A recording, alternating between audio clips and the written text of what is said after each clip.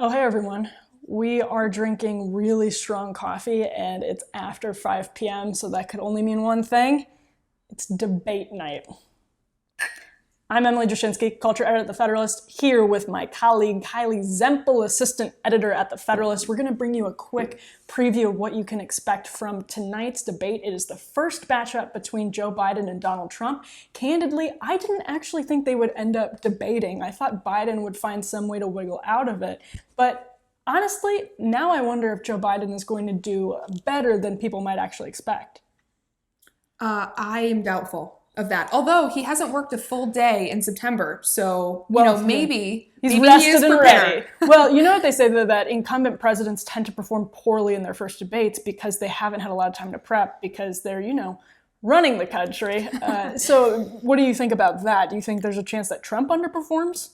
There's a chance that he does, but I am optimistic that he will perform really well for two reasons. One, Trump's You're a hack. I'm kidding. That was the first reason. Yeah. No, the first reason is that Donald Trump's entire life, his entire presidency is off the cuff. So, not that he won't slip up or, exaggerate some things that he says or something like that, but I think he will be prepared despite maybe not having prepared as much as he should have. And second is that he gets grilled by reporters nonstop with really difficult questions. That's a great point. Yeah, as Biden has demonstrated that he's unable to respond to difficult questions and gets really defensive. Trump, on the other hand, does really well with the press and with difficult questions. So I think he'll perform okay. If I could speak for the nation for a moment, I think the question, right? I take license to do that at any given moment. Speaking on behalf of the nation, Starbucks barista. Anyway, no. So what I was going to say is that if I could speak on behalf of the nation for a moment, I think the question on everybody's minds is, will Joe Biden physically and mentally be able to handle the debate? And this is one question that it's not easy to have a conversation about, whether you're in media, in an elected office, wherever you are, even just at the dinner table. It's kind of an uncomfortable conversation, but he has seemed to be slowing down a lot physically and mentally, and he came out at the DNC and seemed fine for that quick speech that he gave. But a debate is totally different. The other question, to sort of piggyback on that question, is can Trump talk about this in a way that helps him at all when he's standing next to Joe Biden? That's a good question. Do you mean, is he going to just attack Joe Biden? Can he talk about Joe Biden's mental acuity when they're standing next to each other? I think that kind of looks like you're beating up on someone. It's going to look like a cheap shot. Why are you beating up on this guy who's struggling? If I'm sort of like an undecided voter, which the context of this whole debate, by the way, is that there aren't a lot of undecided voters who think the debate, if you look at some polling ahead of the debate, there aren't a lot of people who say this debate is going to sway their opinion, but there are some, and this is a really close election. So likely to be a really close election. Right. So on that note, I don't think Trump should count on being able to do that because assuming Joe Biden does come out and perform pretty well and appears pretty polished, it would be really bad optics for Trump to have his main line of defense to be to bash Biden's cognitive ability if he is able to string some full sentences together. So that would be a bad look for Trump. So I hope that he actually has substantive answers and is ready to really rumble and not just attack Biden for his mental decline. Although, regardless of how much Biden has prepared, how much can he do to mitigate his cognitive decline, his inability to articulate clearly, to communicate well, and to represent his policy positions well? You can prepare debate answers, you can brush up on your platform, but if you're unable to communicate, I think it'll be difficult for Biden, even if he has spent a lot of time preparing for this debate, and Trump hasn't. Well, what that would boil down to, if you're Rudy Giuliani, is how well the Adderall is going to work for Joe Biden. But yeah, I agree. This is a question, I have to imagine that the campaign putting him out there, it means that they think he can get through a debate without, seeming to be entirely incapacitated, because that would, that might trigger calls for another candidate or something. So I have to think that they're fairly confident he can get through this okay. Again, he was fine at the DNC. It'll be interesting to talk about, it'll be interesting to watch. I think he'll probably be okay.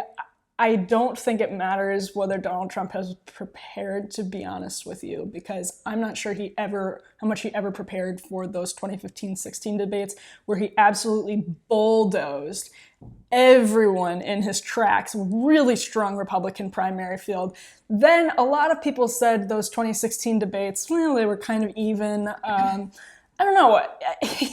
Donald Trump won the Electoral College, despite being never elected to political office and the star of The Celebrity Apprentice and The Regular Apprentice. I don't want to leave that out. Shout out to Bill Rancic. But yeah, and he's a really good debater, and he's a really good debater because he makes it impossible for his competitors by throwing out the political rule book in a way that no establishment politician can. Chris Christie, Joe Biden, Marco Rubio tried. Donald Trump throws it out, and when an establishment politician tries to throw the rule book out the window, it doesn't work for them. It plainly doesn't work for them. His entire persona just cannot be replicated. Nobody does Donald Trump like Donald Trump can. And so that is going to work well for him in this debate, I think. And you have to remember, Joe Biden did do well at the DNC, but the DNC was so contrived. I mean, he's been Basement Joe. Like, this is in front of live people answering real questions, not something that your campaign has your convention has put together. And so it'll be a little bit different. And I think too, some of the questions, Joe Biden and the media can attack Trump when they're not directly talking to Trump, but I think a lot of their lines of attack will directly come back to bite them. So it's been easy for the Biden campaign to run ads about how bad Trump's coronavirus response has been. But he's the commander-in-chief. How would Joe Biden do things differently? Well, he's going to have to answer for that. And if he doesn't have an answer, then you can't just attack Trump for that. Same thing with the race issue.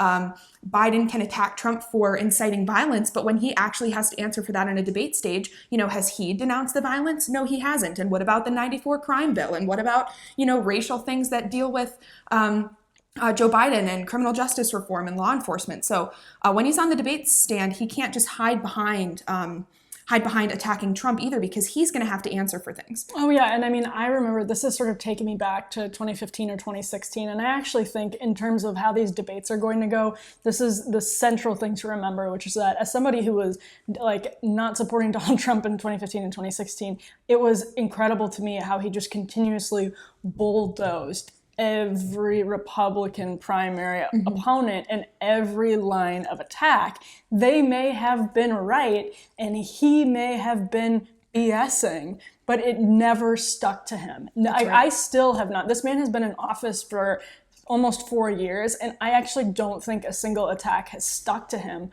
with a lot of those undecided voters, except for the economy and coronavirus right now, because those people in the middle, he has an answer for absolutely everything. You can bring up his past comments about race. You can bring up his past comments about women. You can bring up his past comments about X, Y, and Z, but it either doesn't matter to his voters because they're prioritizing his agenda over any of those attacks, or if it's attacks on his agenda, he's able to deflect in a really effective way. I mean, he's just an amazing debater, frankly. Right. Well, and so many of these attacks are coming from people and institutions that have lost all credibility with such a large part of the American people. When Joe Biden launches these attacks on Trump's policy, Trump can come back and be like, yeah, well, you want to give free healthcare to illegal immigrants, and also you've changed your position on X, Y, and Z things.